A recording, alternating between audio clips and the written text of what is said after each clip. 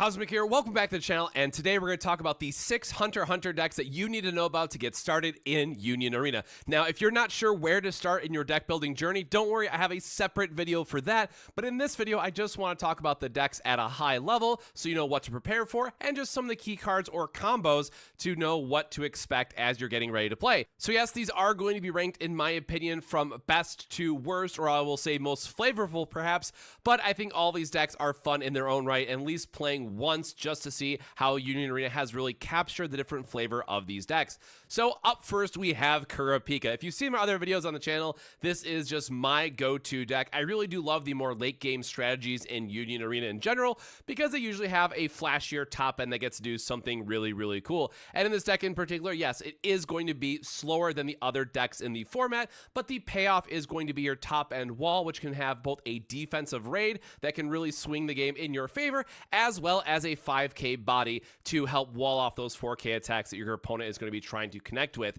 Now that said, we do have to have a lot of double energy staples to make sure we can get up to that magical number of 7 to raid into, so you are going to see a lot of great cards here that are going to provide that double green energy that also have some other very interesting effects. So key cards from this one that you might expect are going to be Neon, Kurapika Raid, and Kurapika 5. So to start with Neon, this is just your staple in green Hunter x Hunter. I have a very strong feeling it's going to be included in most green Hunter x Hunter decks going forward, but this card is so good at just both surprising your opponent for damage, it has the double energy that you're going to need to lead into the Kurapika, and because of the text of the card itself, allowing you to search and just play a 1 action point card, spoiler, like Raid Kurapika, it can oftentimes just dig for that key answer you want to look for to close out the game with. Even hitting the 5 energy Kurapika is more than acceptable in the vast majority of cases. So Neon is just the go-to staple for this deck and making sure that you're setting up your energy line while still getting some value, getting some damage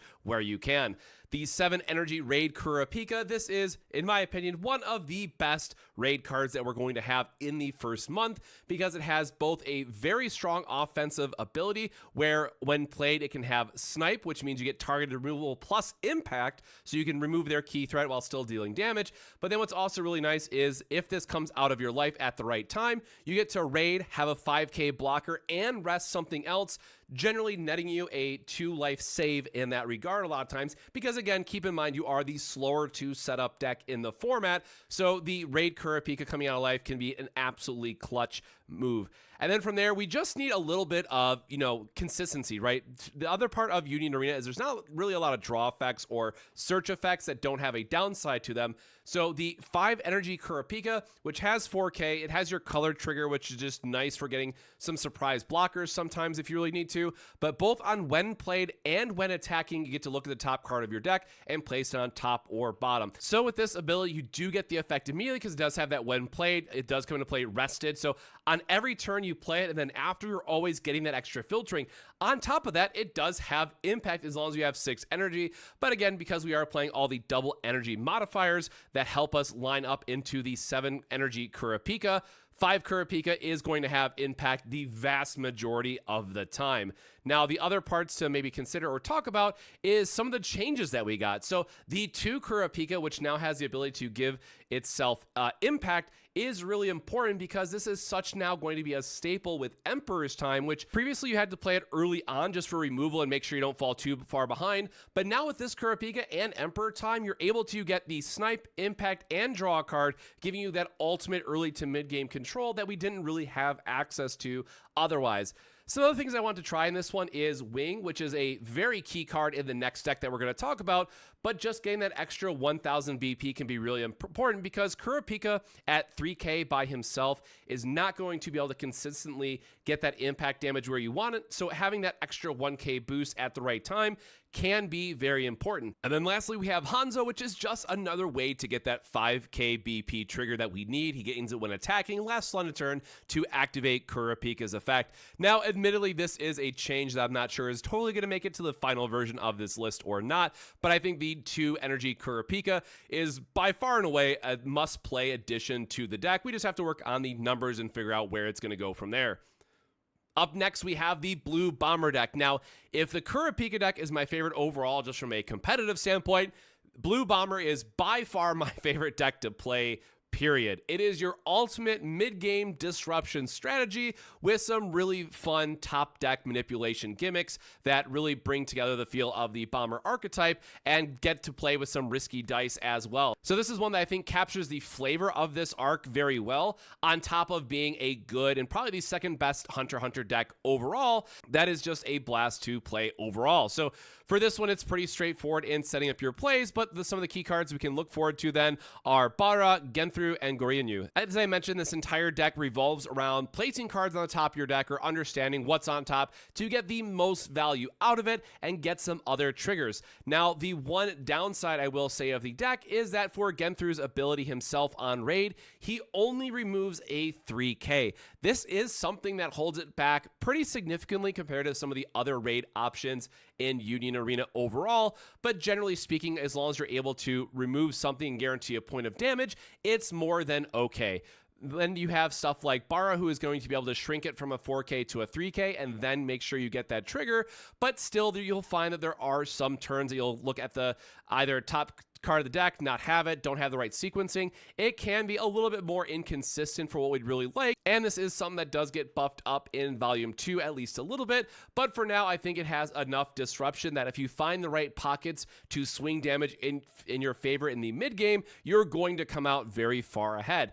And then as I mentioned, we do need a key card that's going to allow us to look at the top card of our decks every single turn, and it is top or bottom that you get to place it. So because this is a low energy deck, right, we have 7 cost Kurapika at the top end, this one is going to top out at 4. You can actually have 2 of this card on your energy line to get 2 looks per turn to then help the increasing of where you're finding it. So your back line often is going to be something like double Goryenyu, a risky dice, and then leaving a spot open for your raid fodder so you can go into the 4 energy Genthru here and then line up some other plays, or just play the color trigger to the back line if you really need to, right? So you always want to have one spot open where you can, but we are also playing the 1 double energy bouncer to get some of these cycle effects again later on. So you're always going to have 1 free space, as that double energy really does help free up your energy line overall, so you have a bit more flexibility in how you're trying to line up these sequences. If you want to play a deck that's more about just heavy disruption while getting to have a little bit of fun and setting up your top deck and getting rewarded for it, then Blue Bomber is definitely a deck that is worth checking out. Moving on from there, we have the Gon and Friends, or whatever name we might want to give it, and this is one that I want to stay truer to how it was set up in the Japanese format in terms of getting all of them in one place, where the 2-cost Kurapika didn't make the cut in this list, but overall it is probably still something that you should play in here. Same thing with Neon, it is just a very good double energy enabler, and we do go up to Gon and Kurapika 5 and 7, so we do need some number of double energy providers here as well, but a really key important part here is you'll notice that all the friends get to either 3k or 4k, that with Gon's raid gives you a little bit extra BP that you're going to need to push through for damage. And then of course, as I mentioned early on, Kurapika 7 at the top end is just going to give you that flexibility where sometimes it's a really great defensive raid, or just helps clear out as both removal, so this deck does feature 8 removal in that regard, or just getting through the impact damage, having a total of 8 different impact characters at the top end, plus the conditional Gon at 3, which is another impact, which, yes, you are going to have more freely with the wing effects or the Gon effects getting a little bit more BP. So this is more about BP manipulation, trying to find those early aggressive green lines where you can, and then finishing the game off with impact. So from there, we look at some key cards. We're going to have Killua, Leorio, and the Gon from the starter deck. So Killua is really interesting that because you have wing and because you're able to get it up to that 4k BP, you're going to get to use his effect, immediately restand him, and then attack again, but then also activate main once per turn. As long as he has 4,000 BP, you can switch him to active. So this is a way to then have haste in that regard, or get to still swing, because with wing, you get to make him the 4k, at least get the swing in on the same turn. So that's another area where you have to look for those certain pockets of visibility where your opponent might not be expecting it, and as long as you have the wing in the energy line, or if you line up Gon in the same turn, you're going to be able to push through that damage. Leorio, the 3 double energy, it's an active trigger, which is really nice. It's a 3k that goes to 4k very easily in this deck. We know that 4k is an absolute staple for what we want to do, so he makes the mark that way. And again, double energy goes into the 5s and 7s. And then the raid Gon at the top end, as I mentioned, giving that impact and getting the ability to boost all your characters for 1k on the turn that you need it. Again, because we have the early damage access with things like Killua or Neon out of nowhere that our opponent might not be expecting, there are going to be turns where you can have a huge swing in damage and then just have Gon and Kurapika get you those last couple points that you really need. Moving on from there, and this is definitely getting more into fun territory, but we have Specified Slot. This one is a blast when it all comes together. This deck is all focused around either having on board or in your hand certain cards that meet a criteria. That criteria is being Specified Slot, and then you will get some type of benefit for it. So this deck on paper does filter more and draw more than what we might expect from the other Hunter x Hunter decks. However, the top end does leave a little bit to be desired, which is why it is ranked a little bit lower just from a competitive standpoint. But if you watch the series, this is definitely going to be a deck that hits home in terms of the different cards you get to see play out and how they impact the game and have fun with. So from that, we are looking for things like Strip of Beach, Raid Gon, and then also Searcher Gon. So Strip of Beach, this is a Specified Slot card, so it is one of the key pieces that we're looking for. It is a double energy, which is really nice at freeing up our back line and giving us more flexibility. But more importantly, when played, draw a card. So it's automatically going to cycle itself while also meeting that criteria of being a Specified Slot, which counts towards our overall goal. The downside here is, of course, you can only play 3 copies of this in a deck, so it does limit you out the gate. There is a card in Volume 2 called Blue Planet I really wish we would have got. It's another Specified Slot that also draws when you play it. So this deck, again, does have quite a bit of either cycling or draw effects that you can really lead into, but you do have to make sure you hit that special threshold. So going on from there, we have Raid Gon. So this is, again, where we really want to talk about it's important to have impact or some type of removal to close out a game in Union Arena. Those are generally the 2 different things that you're going to be looking for. Either a removal on a body, because then if you have a full board, it's going to guarantee 1 point of damage that way, or having impact so that even if they have a full board, as long as you're at 4K or 5K, depending on the matchup, that impact is going to crash through. However, as you'll notice with Gon's effect, you have to have 3 specified slots to draw a card, and then 4 or more, it gains impact. This can be both frustrating to set up and difficult unless you do get to see the Searcher Gons, which is the last card here.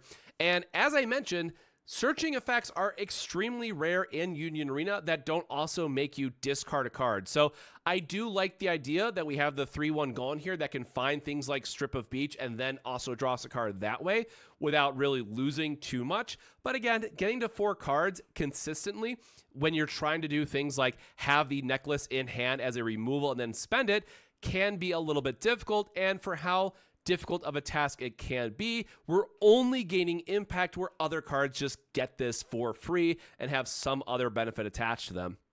Now, all that out of the way, I talked about, the good side of Specified Slot. Again, Strip of Beach is an amazing card. We have Gon that's going to find us some more cards. But what's the downside, right? So the other downside is that Specified Slot cards are just not exciting or not good flat out. So this is one of the other difficult areas that we are limited by nature of some of these cards that say you can only play 3 of them in the deck, and then the ones that aren't restricted usually require setup or sacrificing multiple turns to get value out of the card, other than just being a vanilla that says this is Specified Slot so it can count towards those cards. So this is where you have the gamble of you need a threshold of cards that say Specified Slot in your deck to get the effect. But unfortunately, that means you are going to be running things like Toryumon to count towards that, even though you're traditionally almost never going to be playing this card. Yes, there are going to be some search situations where you play it early, it's on your energy line. Later on, you skip a turn to promote it and get the value that way.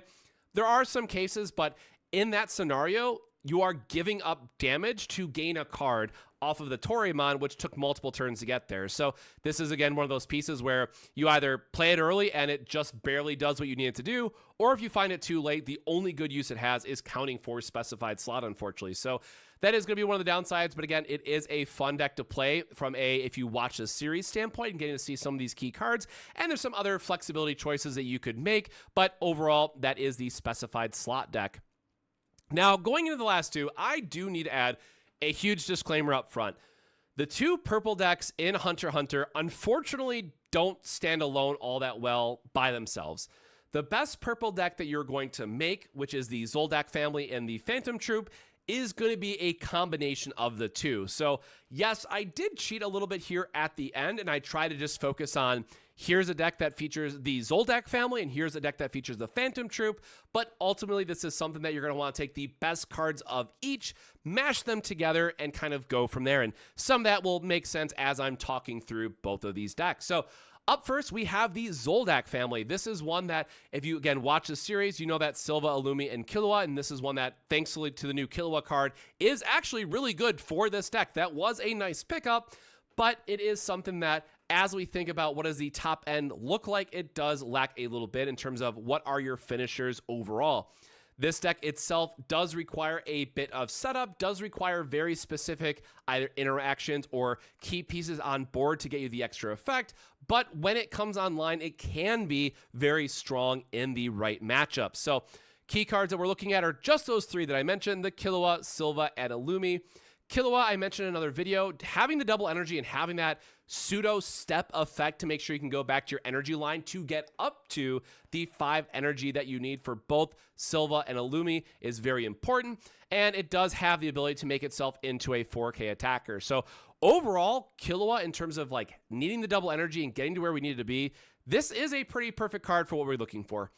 However, when you get into both Silva and Illumi, which is going to take up your entire turn for how these are going to be played and how you're going to be sequencing them for making sure that you have enough energy, the Silva you're generally going to want to play first. So on the next turn that you can swing with it, so play it to your back line, move it forward. Then on the next turn, you're going to want to do Illumi target for the raid, into maybe another removal, to then target something with Illumi's effect so that when you're discarding 2 cards from Silva to then cycle back with Snipe, Illumi is going to allow you to draw those cards again. Now, there are a few other things in here that will give us the extra draw effect. That's why we are playing the stage in this particular version of the list, because we do have quite a few different 3K BPs to meet that threshold to just be able to freely draw a card off the testing gate. But again, the tax effect of this is just so high because otherwise it's just going to be that 4K impact, and it's going to be hard to really get the value out of the secondary activate main, time and time again. And then on the other side of it, the Illumi, it is only a damage 2, and this means that your opponent is just going to save whatever chump block that they have for his effect, because if you line it up for the Silva, they can generally just take 1 damage elsewhere, right? There's no way that you're going to be able to tax their entire board to allow Illumi to connect. So unfortunately, he doesn't have like the closing ability, and this is where we really wish we could see these two kind of tie together. Flavor standpoint, even though they didn't get along all that well, just thinking about the Zoldak family overall and thinking about, in the perfect world where they are all working together, right? These cards work wonderfully together from a flavor standpoint, but the raid does leave a little bit to be desired. And then lastly, the Phantom Troop is the other style, with Cloro at the top end being the mass manipulator and copy of effects, and this is just a super flavorful deck. I think overall, between the two purple decks, this is definitely going to be my favorite one, just because of all the different manipulation that you get to do from the, copying of effects and getting to get most value out of your characters for a second time. It's just really cool how it all comes together and, plays very true to the series. But this is, again, another deck that's going to really focus on making sure that you're getting that setup, having multiple specific characters on the board, and then going into your raid effect to get that when played trigger multiple times and try to get more value that way. So this is definitely a deck that as you're playing it and as you're trying to set up these sequences, that's when you'll notice it can be a little bit clunky to get the right parts online at the right time, but it is super flavorful to get working. And that's where I want to mention, I'm just going to jump here right to the other one, is the special trigger. This is the unfortunate part of purple. The Skill Hunter Bandit Secret, his book that lets him copy effects, super flavorful card, but because it has a special trigger, we have to choose between effectively the guaranteed removal that the Zoldak family gives us versus copying a when played ability, which unfortunately most often is going to be something like Shizuku, which is drawing a card, which, to be fair, this is now removal that draws a card is pretty good in the context of Union Arena, but it does limit itself to 3,000. Now, there are some other crazy combinations that you can get to where you can shrink a 4K down to a 3K, then use Bandit Secret to copy the effect, draw a card, move a 4K. But again, it requires so much more setup and so much very specific sequencing of cards that it's just not where it needs to be. That said, we'll notice that this Phantom Troop does have the impact for the boss man, so this does help you close out the game, and it is just a 4 energy that is going to most often replace itself because you're going to trigger a when played draw effect from the other Phantom Troop members. It's good for BP removal or manipulation for some of the other cards' effects, so I do love the versatility of it, but it does leave a little bit to be desired, unfortunately, at the top end, even if this one has impact. So the other part I want to mention here, very tucked away at the bottom, is the Illumi that gives you the, when it's removed, draw 2 cards. So now there's a sequence where you can play the special. If you have Chloro, you can get the when played ability as well off the Shizuku, draw a card that way, draw 2 off Illumi's effect, and also remove something. Again, when you line all of that together, it can be really nice to just randomly draw 3 cards and hopefully find yourself another Chloro raid target, which is going to have that impact. But ultimately, the other top end of the Phantom Troop leaves a lot to be desired. So that's the thing I'll say here at the end. When you're building purple in Hunter x Hunter, the best deck is going to feature both Illumi and Chloro because of how well they work together, but then the challenge is, how many Phantom Troops do I play? How many Zoldak family cards do I play so I can use their special instead? Definitely have fun with it, mix and match the various decks that you want to be playing, and just take it from there and see what you are able to cook up. But a little bit longer of a video, but that is every deck for Hunter x Hunter set release that you can look forward to, and some good stuff coming with Volume 2 as well. That'll give these decks a little bit of a boost. When that's happening, we're not sure yet, but definitely something to look forward to. So a little bit longer of a video, sorry for that, but definitely let me know which is your favorite Hunter x Hunter deck in the comments below. And of course, we will be having some more gameplay videos up here shortly once we actually get cards in hand and get ready to start deck building and all that fun stuff. So with that, my friends, stay safe, stay hydrated, and we'll see you in the next one. Cheers.